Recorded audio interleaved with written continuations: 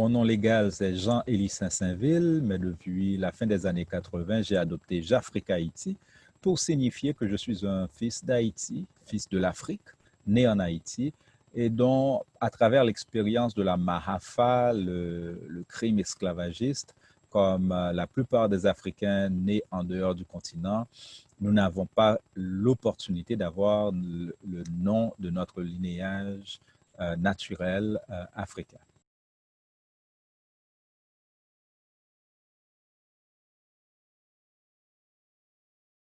Je travaille dans l'administration de la recherche universitaire depuis 1992. Présentement, je travaille avec l'Université McGill.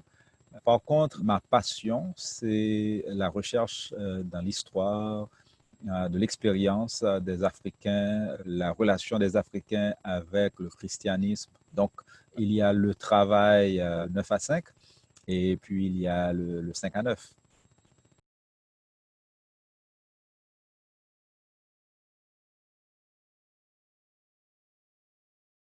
J'ai souri en voyant cette question parce que ça disait un mec que l'on mange en cachette.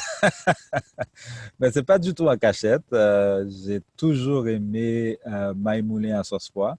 Maï moulin avec sauce pois, avec zaboka, ouais, avec poisson.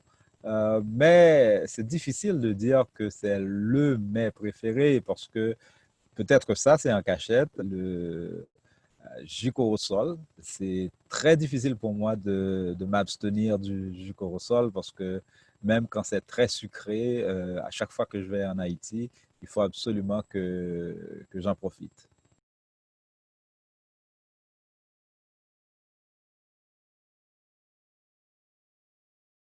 Pour moi, ça a commencé en Haïti parce que mon père étant prêtre d'église épiscopale, je le voyais en avant de la scène, mais moi, j'avais toujours peur.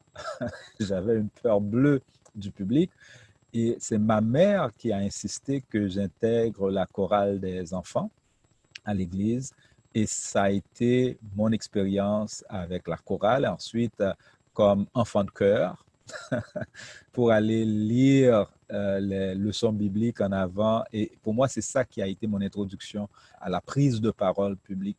Et donc, le transfert vers la radio s'est fait un peu plus naturellement une fois arrivé au Canada.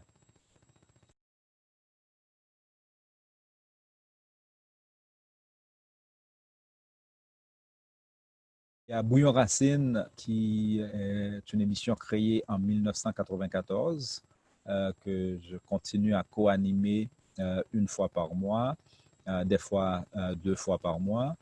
Il y a Rendez-vous haïtien que je co-anime avec Roger Adam Saint-Fleur sur CKCU-FM chaque 2 semaines.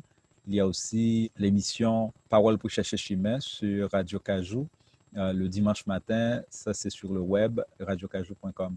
Alors, je participe aussi comme éditorialiste à l'émission Sérum patriotique de Radio Timoun en Haïti, diffusée en Haïti. Donc, je produis l'éditorial une fois par mois.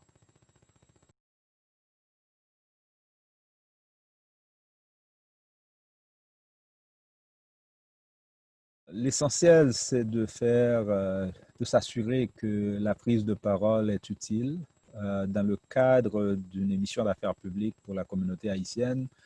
C'est quand même un défi important puisque, étant à distance, il y a un sentiment d'impuissance du côté de la communauté qu'il faut bien gérer pour que l'information partagée puisse aussi motiver.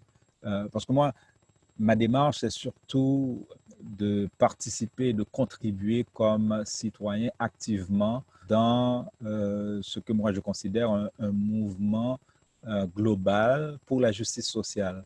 Donc, les émissions auxquelles j'ai participé ont toujours eu comme mandat d'apporter de l'information pour la motivation à l'action.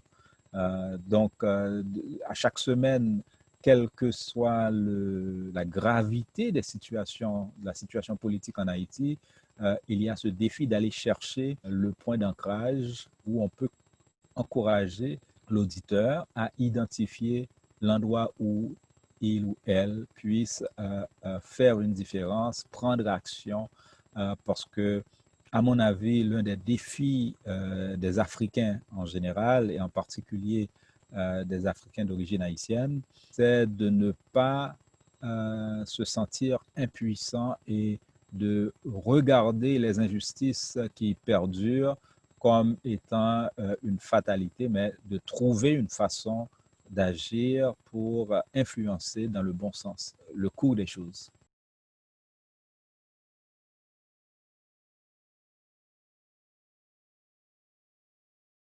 Je dirais plutôt que c'est un devoir plaisant, plutôt parce que c'est certain que il y a ce sentiment que le partage de la parole, surtout euh, comme étant quelqu'un qui grandit sous une période de dictature féroce, où les gens se parlaient par signes, alors la parole est importante.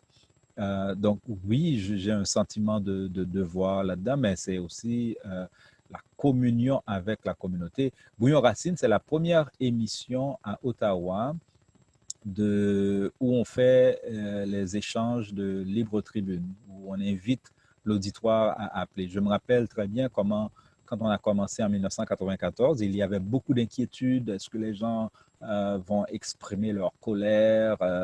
Est-ce qu'il va y avoir des situations difficiles? En fait, nous n'en avons jamais eu, peut-être une ou deux occasions où on a dû faire un fade pour baisser la voix de la personne qui a appelé. Mais je dois dire que cette expérience-là a été très enrichissante et pour les animateurs et pour la communauté parce que ça nous a permis de maintenir le contact. Alors, un autre défi qui vient avec aussi, c'est de s'adapter aux nouvelles réalités. Car lorsque nous avons créé Bouillon Racine en 1994, oui, il y avait nouveauté dans tout cela, mais c'était avant Internet, avant WhatsApp, avant Facebook, avant toutes les possibilités que les gens ont maintenant d'être en contact direct avec l'événement en Haïti. Donc, il faut constamment s'adapter pour que les gens qui écoutent puissent avoir quelque chose de nouveau et de valable à cette émission-là. Et moi, j'ai toujours insisté, par exemple, dans les émissions haïtiennes, ça a toujours été, ça m'a valu quelques critiques parce que j'ai été un peu vocal dans mes critiques. Ça m'a toujours dérangé voyageant, par exemple, aux États-Unis pour écouter une émission haïtienne à Boston de 30 minutes et puis l'animateur passe son temps à passer les chansonnettes françaises. Et moi, ça me dérange puisque, ayant voyagé en France, moi, j'ai jamais ouvert la radio pour voir sur France 2 qu'on joue de la musique haïtienne. Et nous, 30, les 30 précieuses minutes de la communauté haïtienne, on l'a utilisé pour faire la promotion d'une culture française qui est déjà quand même bien financée. Or, moi, j'ai toujours considéré que le temps d'antenne que nous avons dans nos communautés doit être utilisé pour la promotion de nos chansonniers, nos chansonnières, nos artistes.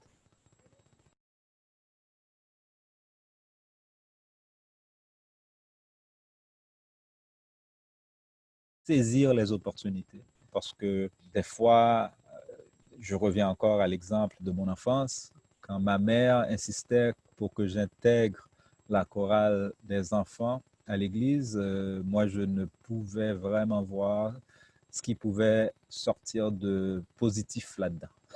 Une fois que j'étais impliqué, c'est ceci qui m'a permis de vaincre la timidité. Donc, ça, c'est au niveau de l'enfance, mais je crois que les opportunités saisies dans la communauté, à l'université, par exemple, il y a des radios dans presque tous les campus universitaires et beaucoup de jeunes ont l'opportunité d'intégrer les émissions pendant qu'ils sont étudiants. Donc, vraiment les encourager à s'impliquer dans la vie communautaire parce que les rencontres sont très enrichissantes.